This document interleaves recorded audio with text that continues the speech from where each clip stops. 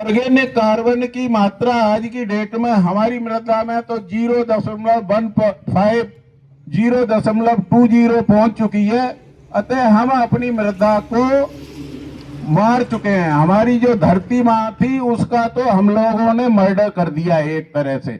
0.5 से नीचे यदि ऑर्गेनिक कार्बन पाया जाता है तो आप ये मानो कि आपकी जमीन बंजर होने के कगार पे है। और आप ये मानो कि बंजर हो चुकी है। आप जो फर्टिलाइजर डाल रहे हो उसके सहारे आप पैदावार ले पा रहे हो, और आने वाले टाइम में ये ऑर्गेनिक कार्बन का लेवल 0.1 से नीचे चला गया तो आप कितना भी खाद डाल लेना, ये आपके जर्मिनेशन ही नहीं होगा, बीज उगेगा ही नहीं।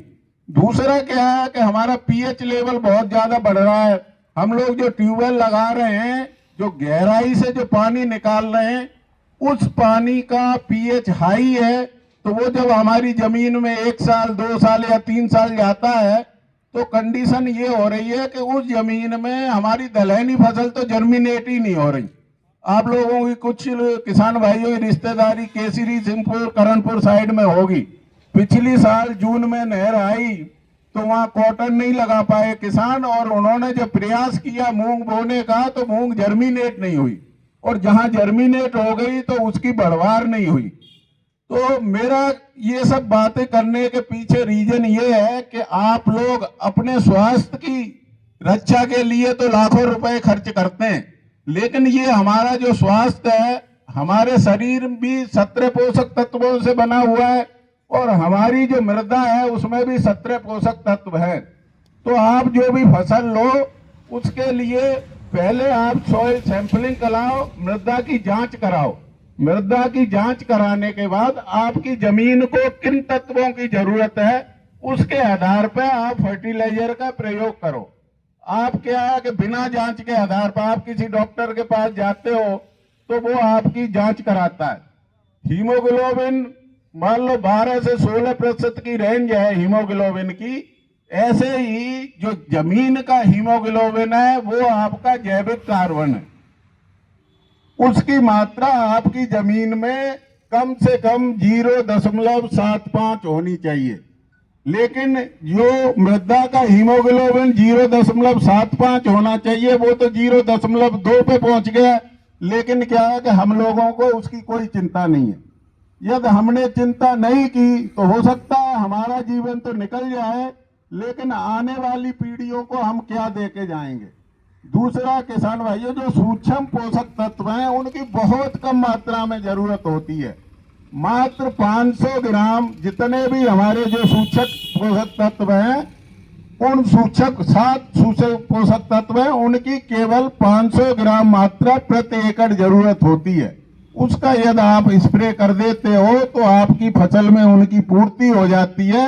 और यदि सूक्ष्म पोषक तत्व आपकी फसल में पूरे हैं तो वो उनका प्रभाव आपके स्वास्थ्य पे भी पड़ता है। 60 के दशक में जो हम गेहूं खाते थे उस गेहूं का अभी क्या है कि आपका वेस्ट बंगाल में कलकत्ता यूनिवर्सिटी ने और तेलंगाना यूनिवर्सिटी ने जो 60 के दशक के अनाज थे उनकी न्यूट्रिएंट वैल्यू की जांच कराई, और आज की डेट में हम जो पैदा कर रहे हैं गेहूं और चावल उनकी जांच कराई तो पाया गया कि 45% पोषक तत्व कम हो गए हैं।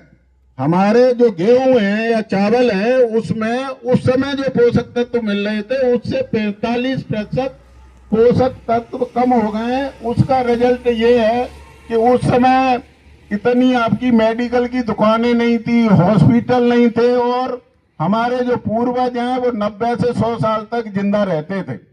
आज स्थिति ये है कि 60 साल की उम्र में हम लोग चल नहीं पाते, हमारे घुटने मतलब जवाब दे जाते हैं। वो लोग हमसे ज्यादा मेहनत करते थे और हम लोग मेहनत नहीं करते हैं। हम लोग 1 किलोमीटर दौड़ नहीं सकते।